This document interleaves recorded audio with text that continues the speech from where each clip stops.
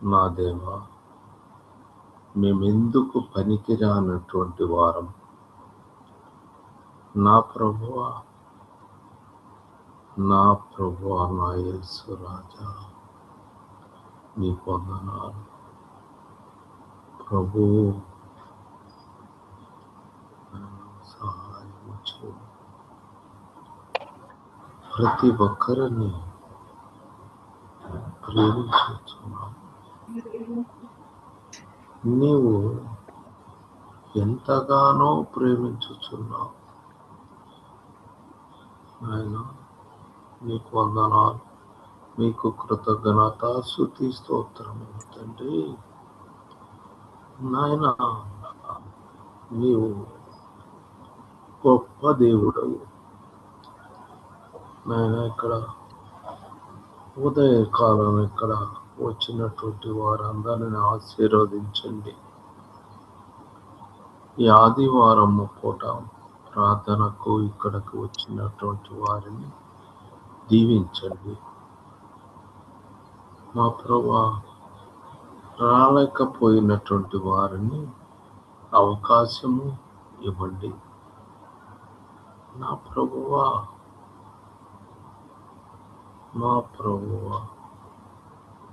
నా దేవా, ఇదిగో నీవు దేదీప్యమానమైన వెలుగు కనిపిస్తున్నావు.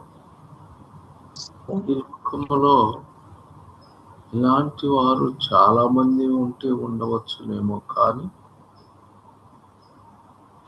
నా ప్రభువా, వాళ్ళు కూడా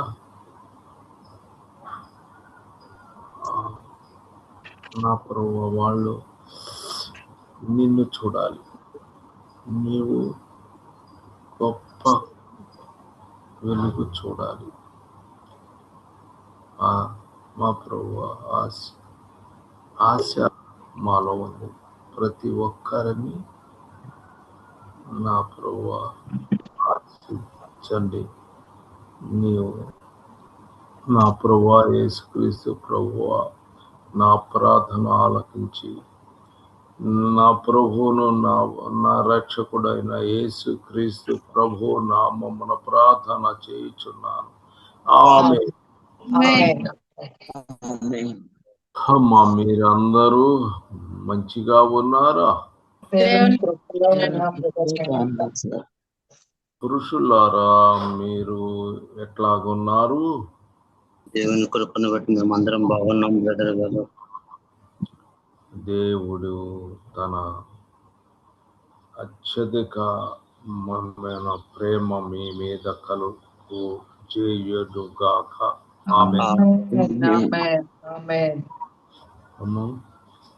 ఇప్పుడు మనము కొన్ని విషయాలు గ్రహించాలి.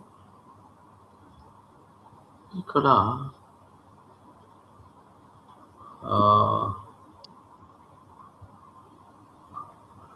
ఆమేన్, ఆమేన్, హల్లెలూయా. సరే, ఇర్మియా 23:1.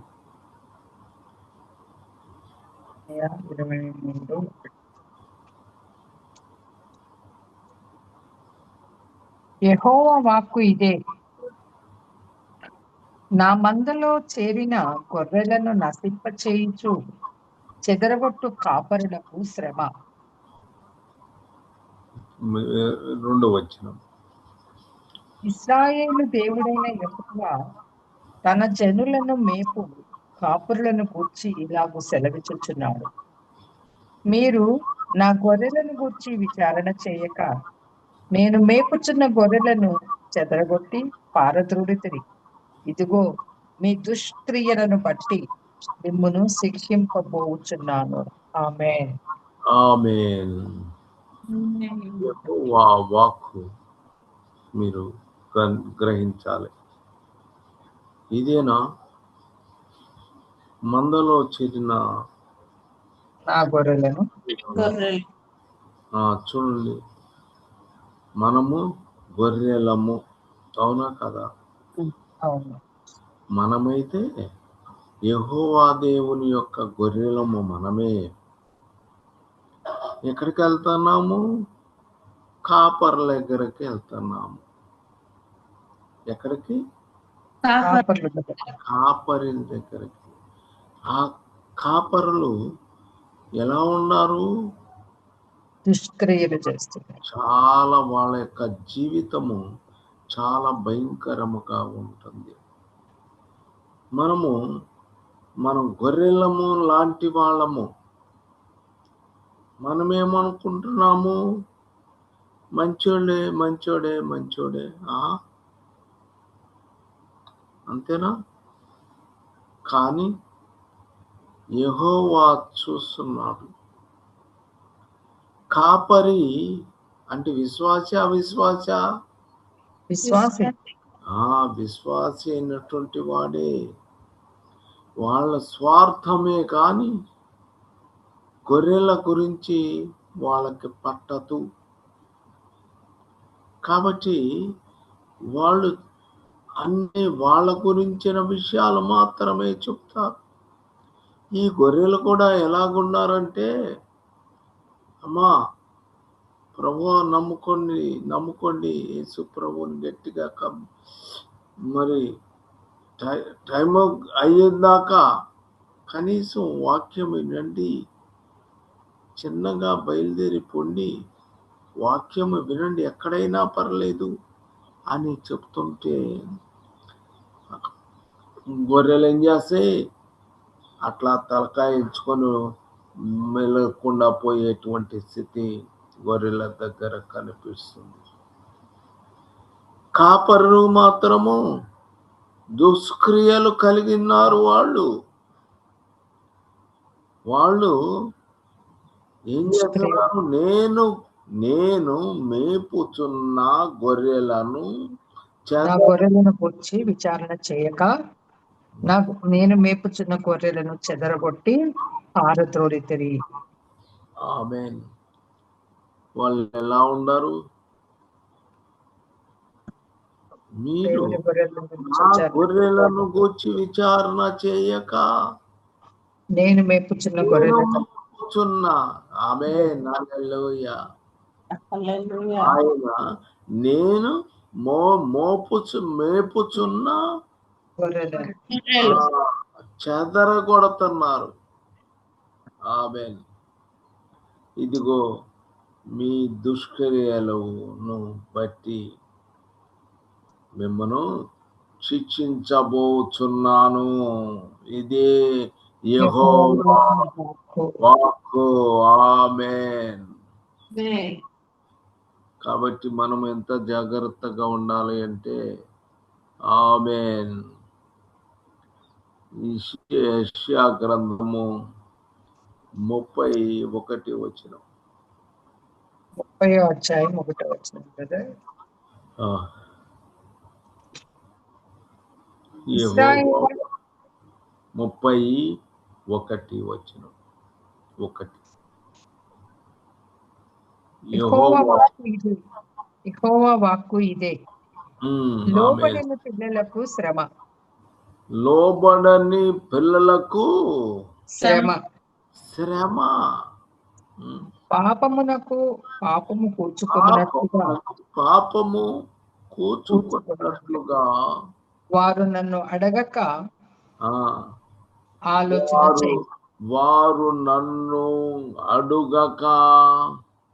ఆలోచన చేయుదురు.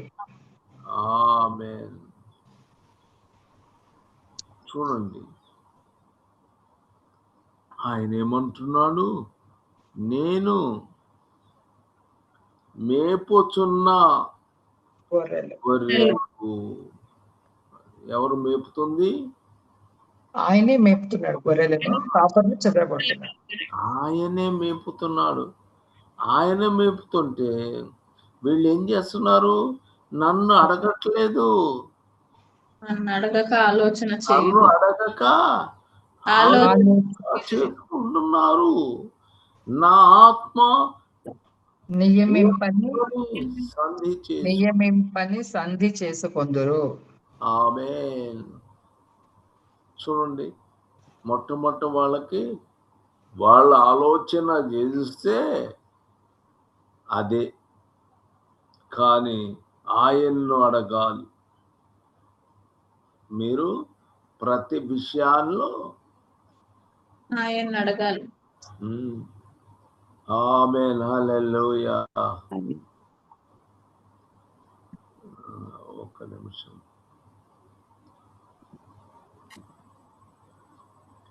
ఆమేన్, హల్లెలూయా. హల్లెలూయా. యెహోవా వాక్కు లోబడనల్లని పిల్లలకు శ్రమ. ఆమేన్, హల్లెలూయా. కీర్తనలు 119, 106 వచనం. 119లో 106.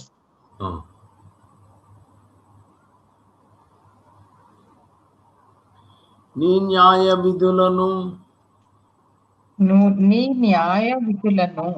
నన్ను అనుసరించదనని నేను ప్రమాణము చేసి ఉన్నాను.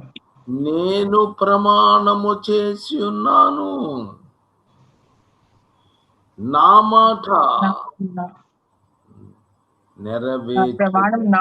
నెరవేర్చుదును. 7వ వచనము. యెహోవా, నేను మిక్కిలి శ్రమ పడుచున్నాను. నీ మాట చొప్పున నన్ను బ్రతికింపుము. ఆమేన్, హల్లెలూయా. జాగ్రత్తగా ఉండవలసిన బాధ్యత మనకు ఉన్నది. 1 పేతురు 3:13. 1 పేతురు 3:13-15 వచనాలు కూడా. 13 నుంచి 15 వచ్చారు. 1 పేతురు 3:13 నుంచి. మీరు మంచి విషయంలో ఆసక్తి గలవారైతే మీకు హాని చేయు వాడెవడు? మీరు మంచి విషయంలో ఆసక్తి గలవారైతే మీకు హాని చేయు వాడెవడు? హాని చేయవాడు ఎవడు? మీరు ఒకవేళ నీతి నిమిత్తము శ్రమ పడినను మీరు ధన్యులే. మీరు ఒకవేళ నీతి నిమిత్తము శ్రమ పడిన మీరు పడినను మీరు ధన్యులే. వారి బెదిరింపునకు భయపడకుడి, కలవరపడకుడి. నిర్మలమైన మనస్సాక్షి కలిగిన వారై మీలో ఉన్న నిరీక్షణను గూర్చి నిర్మలమైన మనస్సాక్షి కలిగిన వారై మీలో ఉన్న నిరీక్షణను గురించి నిరీక్షణ బట్టి మిమ్మల్ని మీ హేతువు అడుగు ప్రతివానికి స్వాస్థికముతోను భయముతోను సమాధానము చెప్పుటకు ఎల్లప్పుడూ సిద్ధముగా ఉండి మీ హృదయముల యందు క్రీస్తును ప్రభువుగా ప్రతిష్ఠించుడి. అప్పుడు దేని విషయమై దుర్మార్గులని దూషింపబడుదురో దాని విషయమై క్రీస్తునందున్న మీ సత్ప్రవర్తనను మీద ఆ అపనిందబయ్యే వారు సిగ్గుపడుదురు. ఆమేన్. 1 పేతురు 3:17. దేవుని చిత్తము లాగునున్న ఎడల కీడు చేసి శ్రమ పడుట కంటే మేలు చేసి శ్రమ పడుట మేలే, మాకు మంచిది. బహు మంచిది. 19వ వచనం. దేవుని దీర్ఘశాంతము ఇక కనిపెట్టుచుండినప్పుడు పూర్వము నోవాహు దినములలో ఓడ సిద్ధపరచు. 3:19 అదే ఉంది బ్రదర్. ఆత్మ విషయములో కింద ఓడ సిద్ధపరచ అవిధేయులైన వారి వద్దకు చెరలో ఉన్న ఆత్మల యొద్దకు ఆత్మస్వరూపిగానే వెళ్ళి. అదేనా బ్రదర్? చెప్తానేమో. 1 పేతురు 3:19 వచనములో ఆత్మ విషయములో ప్రతికింపబడి పాపముల విషయములో ఒక్కసారి క్షమాపణను. ఆమేన్, హల్లెలూయా. 18వ వచనం. 8. ఆత్మ విషయంలో బ్రతికింపబడి పాపముల విషయంలో ఒక్కసారే శ్రమపడెను. ఏలయనగా ఆమేన్. మనలను దేవుని వద్దకు తెచ్చుటకు అనీతిమంతుల కొరకు నీతిమంతుడైన క్రీస్తు శరీర విషయంలో చంపబడియు ఆత్మ విషయంలో బ్రతికింపబడి పాపముల విషయంలో ఒక్కసారే శ్రమపడెను. ఆమేన్. 18. ఆమేన్. 1 పేతురు 4:1-2. క్రీస్తు శరీర విషయములో శ్రమపడెను కనుక మీరును అట్టి మనస్సు క్రీస్తు శరీరం శ్రమపడెను కనుక మీరు అట్టి మీరును అట్టి మనస్సును మనస్సును. ఆయుధముగా ధరించుకొనుడి. ఆమేన్. ఆమేన్. మీరంతా కూడా ఏం చేయాలమ్మా? అట్టి మనస్సు మనస్సు కలిగి వారమై ఉండాలి. క్రీస్తు శరీరమందు శ్రమ పొందెను. శ్రమపడెను గనుక మీరును అట్టి మీరు కూడా మనస్సు శ్రమ పడడానికి సిద్ధంగా ఉండండి. మీరును అట్టి మనస్సును ఆయుధముగా ధరించుకొనుడి. అమ్మా, శరీర మీరంతా విష- ధరిస్తారా తల్లి? క్రీస్తు శరీరము మందు శ్రమ పడెను కనుక మీరును అట్టి అట్టి మనస్సును అట్టి మనస్సును ఆయుధముగా ఏం చేసుకోవాలి? ధరించుకోవాలి. ధరించుకొనండి. ఆమేన్. ఆమేన్. తర్వాత అట్టి శరీర శరీరములో విషయములో శ్రమ పడిన వాడు శరీరమందు జీవించు మిగిలిన కాలము ఇక మీదట మనుజాస్తులను అనుసరించి నడుచుకొనక దేవుని ఇష్టానుసారముగానే నడుచుకొనున్నట్లు పాపముతో జోలి ఇక నేమియు లేకయు ఉండును. ఆమేన్. ఇది ఎవరు చెప్పకక్కడమ్మా, మేలకుండా ఉండండి. శరీర విషయంలో శ్రమ పడేవాడు శరీరమందు జీవించిన కాలము మనుజాసులను అనుసరించి నడవకూడదు. అనుసారముగా నడుచుకున్నట్లు పాపముతో పాపముతో జోలి ఇక లేకయుండును. ఆమేన్. ఇష్టమా అయిష్టమా? ఇష్టమే. కొద్ది మంది. ఆమేన్. కాదు, ప్రతి ఒక్కరు కూడా మనము ఆయన బిడ్డలము, యేసు క్రీస్తు ప్రభు యొక్క బిడ్డలం. ఆమేన్. ఆమేన్. యేసు శరీరం ముందు శ్రమ పడ్డాడు ఆయన, తెలుసు కదా మనకి.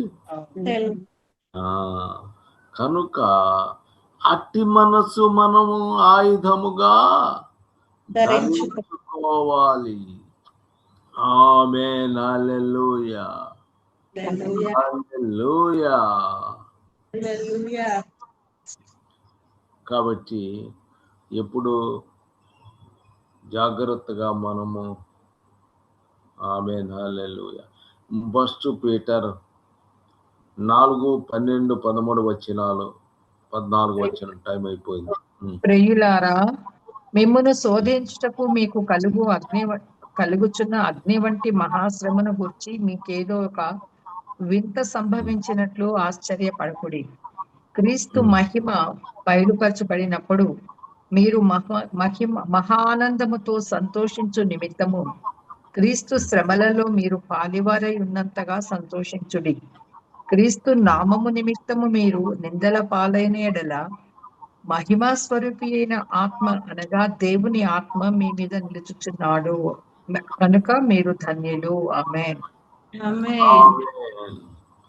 14 వచనము కూడా చదివాను. క్రీస్తు నామము నిమిత్తము మీరు నిందల పాలైన ఎడల మహిమా స్వరూపి అయిన ఆత్మ అనగా దేవుని ఆత్మ మీ మీద నిలుచుచున్నాడు కనుక మీరు ధన్యులు. మీరు ధన్యులు. మీరంతా ధన్యులు కావాలనుకుంటున్నారా?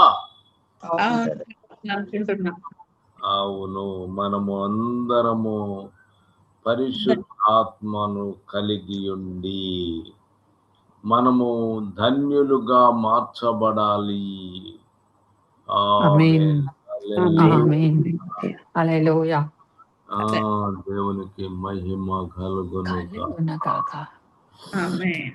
టైం అయిపోయింది, ప్రార్థన చేసుకుందామా?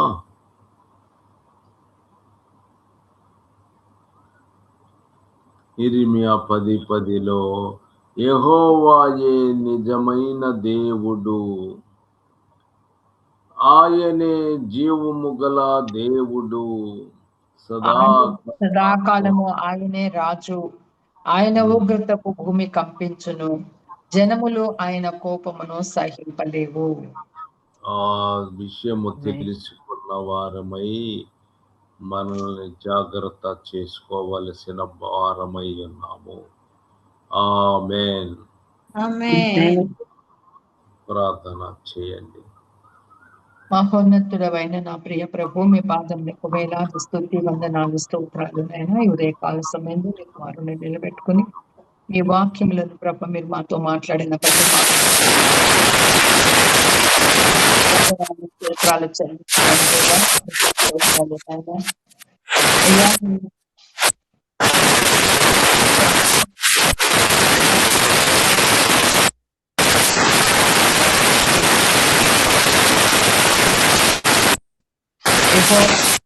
నిజమైన దేవుడు, ఆయనే జీవము గల దేవుడని, సదాకాలము ఆయన రాజుగా ఉన్నాడని, అయ్యా నీ ఊపిరితో భూమి కంపిస్తుందని, జనులు ఆయన కోపమును సహింప చేయలేరని నీ వాక్యం సెలవిస్తుంది.